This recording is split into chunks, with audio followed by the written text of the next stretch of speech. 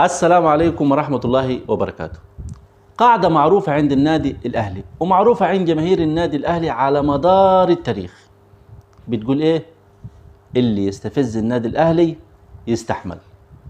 اللي يستفز النادي الأهلي يستحمل، واللي ينكش ويحك شوية في النادي الأهلي كده بالصعيدي بالبلدي زي ما احنا بنقول يستحمل وما يلومش غير نفسه. ده اللي حصل من حسين لبيب المرشح لرئاسة نادي الزمالك. ايه القصة؟ تعال اقولها لك. حسين لبيب كان في احد البرامج واتكلم على نقطة استفزت معظم جماهير النادي الاهلي.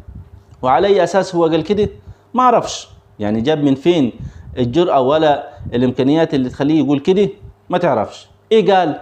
قال انه لعيبة النادي الاهلي تحت قبضته، عمل كده بيده، وانه يستطيع التوقيع مع اي لاعب في النادي الاهلي مجرد فوزه برئاسة نادي الزمالك. طب قبل ما نروح نكمل ايه اللي حصل بعد كده، عاوز اعلق على الحتة دي.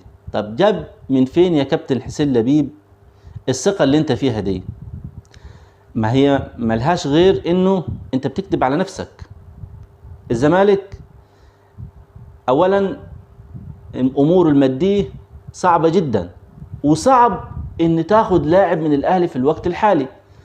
مين هيسيب جنة الاهلي الموجودة حاليا من استقرار مادي وفني واداري وبطولات وكل شيء ويروح نادي الزمالك؟ المهم جماهير النادي الاهلي ردت على حسين لبيب في مباراة سان جورج في مباراة العودة وقالت هتاف شهير جدا من اول ما حصل: حسين يا لبيب لو راجل خد لعيب. يطلع حسين لبيب بالشكل ده في المؤتمر العالمي اللي عامله داخل نادي الزمالك، وقال احنا هنعرف الجماهير دي احنا رجاله ولا لا، وهنعرفهم ان احنا رجاله بالقوي كمان. النادي الاهلي بعض تسريبات حصلت من امبارح بتؤكد انه النادي الاهلي بدأ المفاوضات مع احمد فتوح. بدأ المفاوضات مع احمد فتوح. هل المفاوضات دي بسبب تصريحات حسين لبيب؟ ممكن، لكن انا كان لي وجهة نظر في تفاوض النادي الاهلي مع احمد فتوح. انا لي فيديو اتكلمت فيه في بداية الموسم بعد غلق باب القيد. اتكلمت وقلت انه الاهلي جاب مودست وجاب رضا سليم وجاب امام عاشور، الثلاثه جابوا بمبالغ مش بسيطه، يعني مبالغ كبيره. فالنادي الاهلي هو عارف كويس انه معهوش بديل لعلي معلول في الباك الشمال.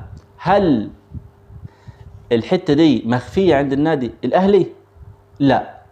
فاتكلمت وقلت انه اكيد في اتفاق بين الاهلي وبين احمد فتوح انه يجي ببلاش الموسم الجاي، ان هو في يناير يحق له التوقيع لاي نادي.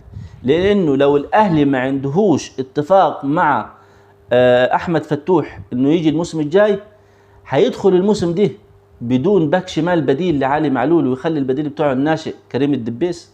صعب. فدي كانت وجهة نظري. زود الطين بله زي ما احنا بنقول بالصعيدي حسين لبيب بتصريحاته انه لعيبه الاهلي تحت قبضته، انه يقدر يوقع مع اي حد. ولما جماهير النادي الاهلي ردت عليه هو طلع رد تاني في المؤتمر الصحفي وقال انه احنا هنعرفهم احنا رجاله. لا، دي ممكن يكون سرعت الوتيره عند اداره النادي الاهلي في حسم الموضوع، مش بدءه، في حسمه.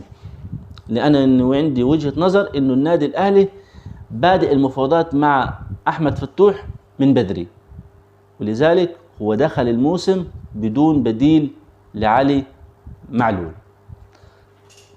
سلام.